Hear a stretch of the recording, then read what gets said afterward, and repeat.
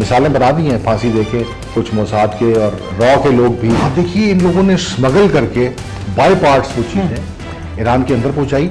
फिर उन्होंने ऐसी फैसिलिटीज़ बनाई हुई थी उसके वॉर हेड्स, उसमें क्या क्या कितना मवाद डलना है एक्सप्लोसिव, कि किस तरह वो बड़े बड़े ट्रेलर्स के अंदर अपना सामान स्मगल करके और वहाँ लेके आ रहे थे। कंफर्म न्यूज़ आ रही है कि उसको इस्तेमाल किया, वहाँ पे असेंबलिंग की, वहीं से ऑपरेट किए। जाली कागजात के ऊपर हमारे दुश्मन मुल्क के बहुत से रॉ के एजेंट्स वो वहाँ पर इंस्टॉल करवाए गए। कुछ जो ताजरों के रूप में थे, जैसे कि एक ताजर हमने भी पकड़ा था, कुलभूषण यादव जो है, क्योंकि उनके पास तमाम इतलात मौजूद थी। पहला हमला हुआ, मिस्टर नेतन्याहू अपने जहाज में बैठे और ग्रीस पहुंच गए, अपना मुल्क छोड़ गए।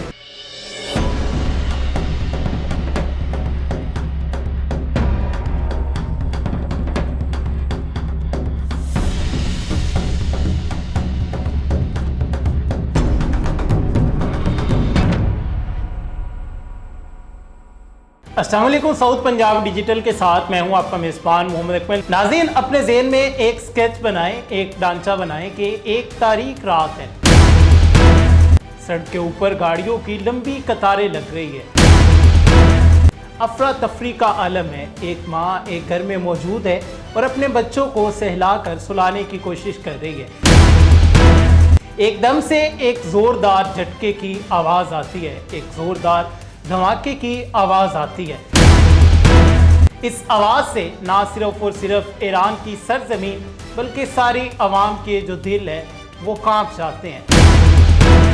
वो माँ जो अपने बच्चों को सहलाकर सुलाने की कोशिश कर रही थी, उस घर के दरवाजे और खिड़कियाँ उस ज़ोरदार आवाज़ से, उस धमाके की गर्ज से टूट जाते हैं। उन खिड़कियों का कांच आकर उन बच्चों को, जिन्हें माँ सहलाकर सुलाने की कोशिश कर रही थी, उनकी जान लेने का बायस बन जाता है। ईरान पर हमला होता है, अगले ही सेकंड्स हम देखते हैं कि दुनिया भर में इसराइल ने ईरान पर हमला कर दिया। न्यूज़ चैनल पर यह खबर गर्दिश करने लग जाती है। इसमें इसराइली इंटेलिजेंस एजेंसी मोसाद और इंडियन इंटेलिजेंस एजेंसी इराक का कितना किरदार है, हमला कैसे हुआ, क्या ये हमला इसराइल की तरफ से ऑपरेट किया जा रहा था या फिर ईरान पर होने वाला हमला ईरान के अंदर से ही प्लान किया गया था। इसी पर बात करने के लिए हमारे साथ मौजूद है air commodore retired Muzammil Jibran साहब। Sir, thank you so much, आप एक दफ़ा फिर कीमती टाइम में से टाइम निकाल कर आएँ। सबसे पहले ये बताइएगा कि ईरान पर ये जो अटैक होता है, इसकी प्लानिंग कहाँ पर की गई थी, इसका मास्टरमाइंड कौन था और ये अटैक कैसे हुआ? प्लानिंग तो शायद इसराइल इसकी बहुत लंबे अरसे से कर रहा था और प्लानिंग इस कदर मुस्तनद और जामे और मुकम्मल थी कि जो इफ़ेक्ट्स, जो अहदाफ उसने हासिल करने थे वो उसने कम्प्लीटली ज़रूर हासिल किए। सबसे पहले आप देखिए कि उसने ईरान में रहने वाली जो ज्यूज़ कम्युनिटी है, जो कि हज़ारों सालों से वहाँ बस रही है, उनको इस्तेमाल किया। फिर आप देखिए कि इस खित्ते में जो अमल दखल हमारे फ्रेंडली नेबर का ईरान के साथ बढ़ाया गया, उसको इस्तेमाल किया। जाली कागजात के ऊपर हमारे दुश्मन मुल्क के बहुत से रॉ के एजेंट्स वो वहाँ पर इंस्टॉल करवाए गए। कुछ जो ताजरों के रूप में थे, जैसे कि एक ताजर हमने भी पकड़ा था, कुलभूषण यादव जो है, ऐसे ही है। इसी तरह पूरा ईरान इन्फिल्ट्रेटेड था। न सिर्फ ये कि वो वहाँ नॉर्मल ज़िंदगी गुजार रहे थे, अपना कारोबार ज़िंदगी जिस तरह गुजारना चाहिए, बग़ैर नज़रों में आए, बग़ैर शक हुए, वो कामयाबी से एक पर्दे के अंदर अपना काम किए जा रहे थे।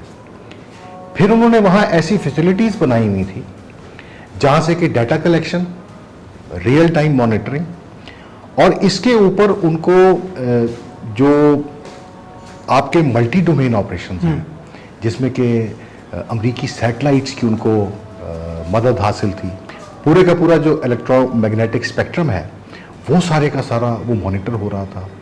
फिर कुछ मालूमात ऐसी भी आई हैं कि बड़ी की पोजीशंस पे आप देखिए कि उन्होंने ईरान के जितनी टॉप टीयर लीडरशिप थी, चाहे वो साइंटिफिक कम्युनिटी की, चाहे वो फौज की या पासदारान इनकलाब की, वो सब के सब उन्होंने कैसे एलिमिनेट किए। वहाँ पर इतलात ये आ रही हैं कि उनके ड्राइवर्स के रूप में, उनके बावर्चियों के रूप में लोग हर वक्त उनके साथ। सर ये जो उनके ड्राइवर के रूप में, उनके बावर्ची के रूप में थे, ये मोसाद के लोग थे, रा के लोग थे? जी, इसमें ज़्यादातर लोग तो मोसाद के थे। रॉ जो अभी तक की इतलात हैं वो उनको फैसिलिटेट कर रही थी वहाँ पे, क्योंकि रॉ बहुत ज़्यादा नज़रों में नहीं आना चाहती थी। जो ज्यूज़ कम्युनिटी है ईरान की रहने वाली, उन्होंने बहुत हेल्प किया। जो अभी तक की इतलात आ रही हैं सोशल मीडिया पे भी और वैसे भी, तो उसमें जो मेन किरदार अदा किया है वो ज्यूज़ ने किया है, जो वहाँ की रहने वाली कम्युनिटी थी। ईरान भी एक नेशन स्टेट नहीं है, ईरान भी एक सिविलाइजेशन स्टेट है। ऐसे ही है। और हर मज़हब, हर कौम के लोग सदियों से वहाँ बसते आ रहे हैं और वो उसका हिस्सा हैं। लेकिन डेफिनेटली वहाँ के रहने वाले जो ज्यूज़ हैं, उनमें से ज़ायनिस्ट भी हैं, सहूनी भी हैं, जो कि दरपर्दा जो है इसराइल की हिमायत कर रहे थे और उनके लिए काम कर रहे थे। फिर आप देखिए कि किस तरह रॉ की फैसिलिटेशन से, उनकी एक्सपर्टीज से और मोसाद की अपनी मेहनत से उन्होंने किस तरह बाईपास चीज़ें वहाँ से स्मगल करके वहाँ पहुँचाई। मेरा अगला सवाल यही था कि ईरान में हम देखते हैं कि ड्रोन हमले होते हैं। ये भी कहा जा रहा है कि ये जो ड्रोन हमले हैं इसराइल से नहीं, ईरान से ही ऑपरेट किए जा रहे थे। तो ये कैसे मुमकिन हुआ? क्या वाकई ये जो ड्रोन हमले थे ये इसराइल की बजाय ईरान से ऑपरेट किए जा रहे थे? जी, कुछ तो डेफिनेटली बाहर से भी जो उनके यूएवीज थे वो आए, लेकिन मेजॉरिटी जो है वो छोटे जो यूएवीज और लॉइटरिंग मैनिशन वो ईरान से ही ऑपरेट हो रहा था। आप देखिए, इन लोगों ने स्मगल करके बाय पार्ट्स वो चीज़ें ईरान के अंदर पहुंचाई। फिर उन्होंने ऐसी फैसिलिटीज़ बनाई हुई थी, वहाँ पे बना तो नहीं रहे थे लेकिन असेंबलिंग कर रहे थे, ठीक है। उसके वॉर हेड्स, उसमें क्या क्या कितना मवाद डलना है, एक्सप्लोसिव, उसके होमिंग सिस्टम, इसके ऊपर तो इस वक्त अब सोशल मीडिया पे आप देखिए ऐसी वीडियोस भी हैं जो शायद अमेरिका ने भी जारी की हैं और इसराइल ने खुद भी जारी की हैं कि किस तरह वो बड़े बड़े ट्रेलर्स के अंदर अपना सामान स्मगल करके और वहाँ लेके आ रहे थे। और उनके फैसिलिटेटर सरहदों के आसपास वहाँ की अपनी मॉनिटरिंग टीमें इन्फिल्ट्रेट करके वहाँ पे अपने लोग बिठाए हुए थे जो कि इस सब को फैसिलिटेट कर रहे थे। और जिस जगह सामान पहुँचना होता था पूरे ईरान में, किसी एक जगह पे नहीं, उन्होंने छोटी छोटी पॉकेट्स में छुप के ऐसी बहुत सारी फैसिलिटीज़ बनाई हुई थी जो इस वक्त कंफर्म न्यूज़ आ रही हैं, अनकन्फर्म भी नहीं कहेंगे, कंफर्म न्यूज़ आ रही हैं कि उसको इस्तेमाल किया, वहाँ पे असेंबलिंग की, वहीं से ऑपरेट किए। और क्योंकि उनके पास तमाम इतलात मौजूद थी, पहला हमला हुआ, मिस्टर नेतन्याहू अपने जहाज़ में बैठे और ग्रीस पहुँच गए, अपना मुल्क छोड़ गए। और वो आज भी इस वक्त ग्रीस बैठे हुए हैं कि कहीं कोई बॉम्ब या कोई मिसाइल या कोई धमाका उनके ऊपर ना हो जाए। अच्छा सर, एंटी मोसाद और एंटी रा ऑपरेशन जो है ईरान में बड़ी तेज़ी के साथ और बड़ी कामयाबी के साथ जारी है। अभी थोड़ी देर पहले हम न्यूज़ देख रहे थे कि 2 असले के जो ट्रक है वो मोसाद के कुछ एजेंट गिरफ्तार हुए और उनसे वो पकड़े गए हैं। तो ये जो एजेंट्स पकड़े जा रहे हैं, एक को आज फांसी भी दी गई है, तो इनके साथ किस तरह निपटा जाएगा? और ईरान के अंदर अगर हम देखें तो अभी कितना खतरा मौजूद है, कितने और इस तरह के जो ट्रक्स हैं, कंटेनर्स हैं और कितने जो ये जो रूपोश है मौजूद हैं?